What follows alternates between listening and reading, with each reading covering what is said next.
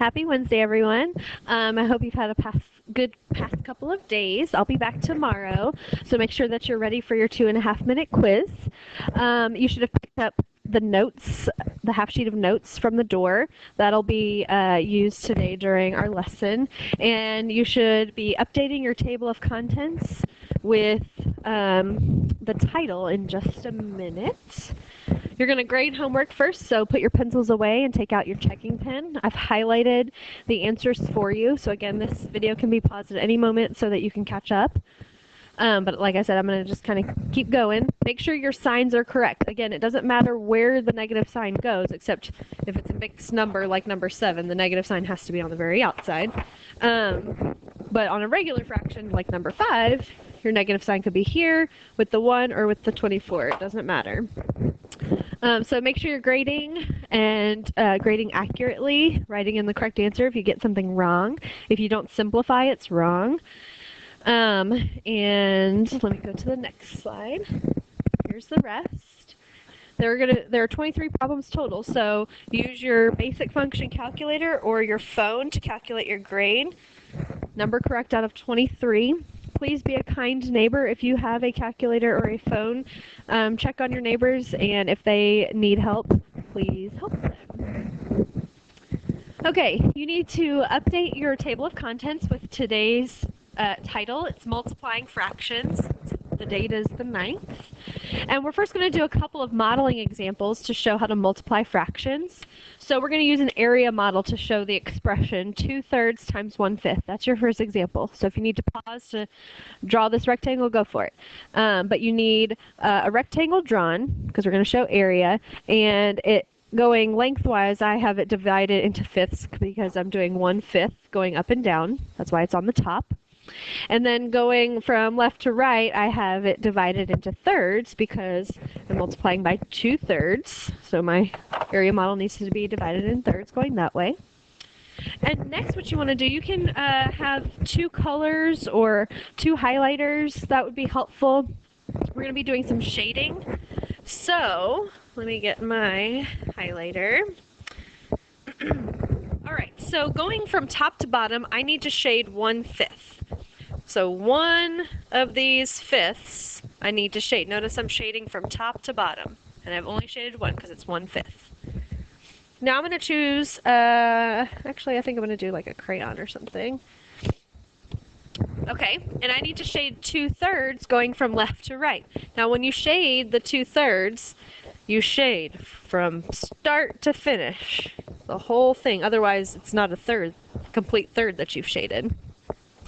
So now I've shaded 2/3. Now, your answer is where the 2 colors are overlapping. So my overlap is happening right here. Now, in total, we have 1, 2, 3 by 1, 2, 3, 4, 5. We have 15 total squares. And 2 of them are overlapping. So that means that 2/3 times 1/5 equals 2 over 15. Your overlap goes on the numerator. The total number of squares goes in the denominator. 2/15, and that's already simplified, so that's our answer. So start making a connection. If you look back at the problem, what do you notice? If our answer was 2/15, what do we notice? Start thinking about that one. Okay. Draw another one. This problem is 4/7 times 3/5. I want you guys to try this by yourself, but I'm going to keep talking because you can pause the video. So let's check it. Going one direction, 4/7, so that's up and down. I'm going to shade 4 of these 7ths because there are 7 columns, I guess you could say. 7 columns in this model. And I'm shading 4 of them. Okay, I think that's good. And then 3/5 going from left to right. So 1, 2, 3. I'm going to shade all of this right here, 3/5. And notice you go from start to finish. You don't just stop where the overlap is. Okay, and again, you look for the overlap. That's where your answer is. So I have 1, 2, 3, 4 by 1, 2, 3. I have 4 by 3, which is 12 squares that are overlapping. out of 1, 2, 3, 4, 5 by 1, 2, 3, 4, 5, 6, 7, 5 by 7 is 35. So out of 35 total squares. So that means that 4 sevenths times 3 fifths equals 12 35ths. And I think that's in simplest form. So what you should be starting to see is that when you multiply a fraction, all you do is you multiply your numerators together, which would give us 12, and you multiply your denominators together, which would give us 35. So it's pretty straightforward. Now you do still need to know your integrals for this, your multiplication, division, integer rules. So same sign when you're multiplying, positive answer. Different sign, negative answer. I'm going to do a couple of these with you. I'm going to look at examples 1, 3, and 4 with you first. So look at number 1. Get ready with your notes. Number 1, we have 2/3 times 3 fifths. Now we could just multiply this straight across, and we would get 6 over 15, which would simplify to 2 fifths by divide by 3. Okay. Or what I've been talking to you about before earlier this year is cross-simplifying. Cross-simplifying is where you look at the diagonal and you see if they have any factors in common that you can divide them both by. Well, I noticed my 3's, obviously they have a factor in common, 3, so I can divide both of those by 3. So 3 divided by 3 is 1, 3 divided by 3 is 1. That's a 1. Alright, now I'm looking at my other diagonal, 2 and 5. They don't have any factors in common, so I leave them alone. Now I'm going to multiply. 2 times 1 is 2. 1 times 5 is 5. So notice I got my answer straight away after I multiplied, instead of having to simplify it in the end. So it's a good way to kind of keep yourself in check. If you tend to forget to simplify after you solve a problem, this would be a good strategy to use. Let's look at number 3 next. You're going to revisit all the ones we don't get to together. So number 3 says negative 4 sevenths times negative 7 eighths. So the first thing I'm going to do is cross simplify. I know that 7 and 7 have a common factor, 7. So 7 divides 7 once, and 7 divides 7 once. Then 4 and 8, they have a common factor of 4. So I can divide 4 by 4, and that gives me 1. 8 divided by 4 gives me 2. Now I kind of drew over it, but both of these fractions are negative. So a negative times a negative equals a positive. So I don't need to worry about a negative sign in my answer, but let me just multiply straight across now. 1 times 1 is 1. 1 times 2 is 2. And it's a positive 1/2. Okay, make sure you're taking good notes today. Let's look at number 4. Number 4 is mixed number times another mixed number. We cannot multiply mixed numbers as mixed numbers. We have to make them improper fractions. So making an improper fraction here, 1 times 2 is 2, plus 1 is 3. So that would be 3/2 times, let's see, 1 times 3 is 3, plus 2 is 5. So that would be 5/3. Make sure you always change your mixed numbers to improper fractions when you multiply, not when you add or subtract. All right, cross simplify. The 3's will cross out, will cross cancel, and 5 and 2 don't have anything in common, so just multiply across. 1 times 5 is 5, 2 times 1 is 2, which would simplify to 2 and 1/2.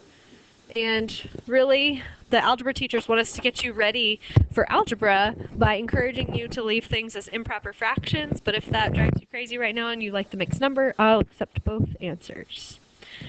Okay, so you're going to spend 10 minutes completing the rest of the examples, or what we didn't do on the other slide, through 12. So you have 9 questions to do in 10 minutes. You may work with a partner if Miss Gray allows you, and then after you're done working, we're going to check. And I'm going to go ahead and just start checking now.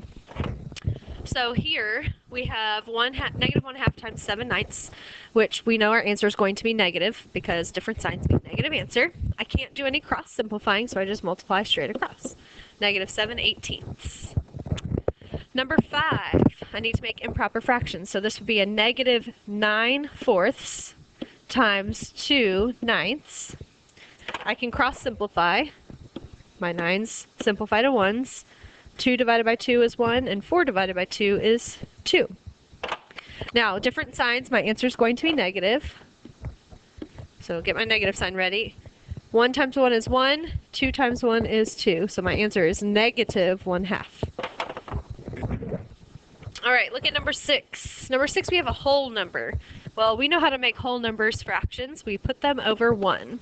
So this is negative 8 over 1 times negative 3/4. Well, I know a negative times a negative is a positive, so I don't have to worry about my sign. But I'm going to cross simplify. Oops, that's a bad color. Let's try this one. 8 and 4 have a common factor of 4. 4 divided by 4 is 1. 8 divided by 4 is 2. So now I have 2 times 3, which is that color. 2 times 3, which is 6. 1 times 1 is 1. And I would prefer if you simplify these because it is a whole number. Instead of leaving it improper, you should get 6 for your answer. Number 7, 3/8 times negative 2 2/3. I'm going to rewrite it using an improper fraction. That would be 8 over 3.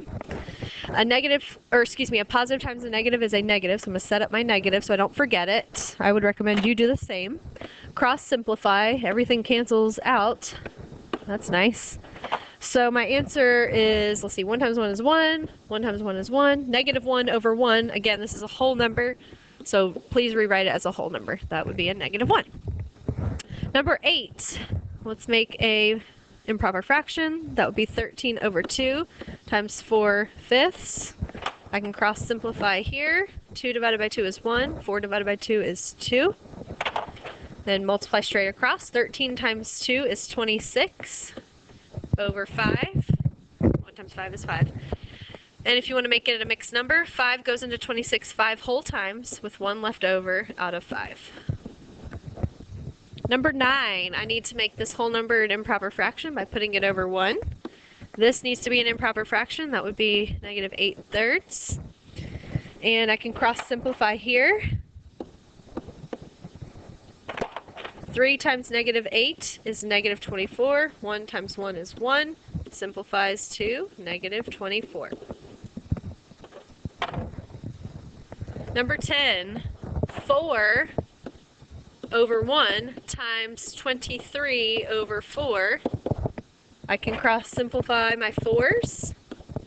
They have a common factor of 4. 1 times 23 is 23, and 1 times 1 is 1, which would be a whole number, 23. Now on number 11, this is an exponent right here. I know it's really hard to see it like that. So we would rewrite this problem as 1/2 times 1/2. That's what squaring means. And no cross simplifying, no negatives to worry about. This would be 1/4. And last, number 12, 4/7 times negative 2/3. I can't do any cross simplifying. My answer will be negative since the signs are different. 4 times 2 is 8. 7 times 3 is 21. Negative 8 over 21.